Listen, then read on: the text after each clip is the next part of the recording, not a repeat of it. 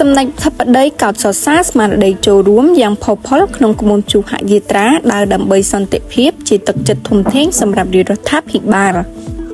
សម្ដេចធិបតីហ៊ុនម៉ាណែតសូមកោតសរសើរចំពោះស្មារតីចូលរួមយ៉ាងផុសផុលក្នុងព្រឹត្តិការណ៍ជួហយាត្រាដើរដើម្បីសន្តិភាពដែលនេះជាទឹកចិត្តដ៏ធំធេងសម្រាប់រដ្ឋាភិបាលក្នុងការខិតខំស្វែងរកសន្តិភាពសម្រាប់ជាតិនិងប្រជាជនកម្ពុជាលើបណ្ដាញសង្គមផ្លូវការសម្ដេចធិបតីនាយករដ្ឋមន្ត្រីកាលពីថ្ងៃទី18ខែធ្នូបានបង្ហោះសារយ៉ាងដូចនេះថាកម្ពុជាត្រូវការសន្តិភាពមហាគ្រួសារកម្ពុជាមហានៃសាមគ្គីភាពស្មារតីតែមួយសម្លេងតែមួយបានស្ដែងឡើងដូចគ្នាថាគឺកម្ពុជាត្រូវការសន្តិភាពសូមផ្ញើជូនពិភពលោកពីបេះដូងបរិសុទ្ធនិងចេតនាដ៏ស្មោះស្ម័គ្របំផុតបើតាមបណ្ដាញសង្គមសម្ដេចធិបតីមហាកម្លាំងសាមគ្គីនៃប្រជាជាតិខ្មែរមកពីគ្រប់មជ្ឈដ្ឋានគ្រប់និន្នាការនយោបាយ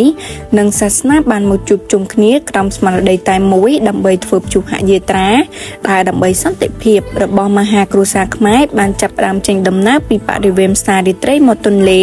ឆ្ពោះទៅកាន់សួនច្បារវិមានឯករាជ្យក្នុងបរិយាកាសពោរពេញដោយក្តីសង្ឃឹមក្តីជឿជាក់និងស្មារតីសាមគ្គីភាពជាតិ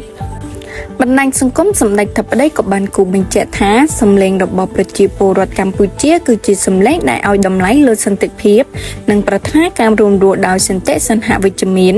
ជាមួយគ្រប់ប្រជាជាតិទាំងអស់តាមរយៈការផ្ញើសារសន្តិភាពចេញពីបេះដូងប្រជាពលរដ្ឋខ្មែរទៅកាន់សង្គមជាតិនិងសហគមន៍អន្តរជាតិថាកម្ពុជាមិនចង់ឃើញការបំផ្លិចបំផ្លាញវិនាសកម្មនិងការបាត់បង់អាយុជីវិតណាមួយឡើយទោះជាក្នុងកលៈទេសៈឬបរិបទណាក៏ដោយជាមួយគ្នានេះសម្ដេចធិបតីនាយករដ្ឋមន្ត្រីសូមកោតសរសើរនិងថ្លែងអំណរគុណចំពោះស្មារតីចូលរួមយ៉ាងផុសផុលដែលនេះជាទឹកចិត្តដ៏ធំធេងសម្រាប់រដ្ឋាភិបាលក្នុងការខិតខំស្វែងរកសន្តិភាពសម្រាប់ជាតិនិងប្រជាជនកម្ពុជាសូមអរគុណទៅដល់ការសហ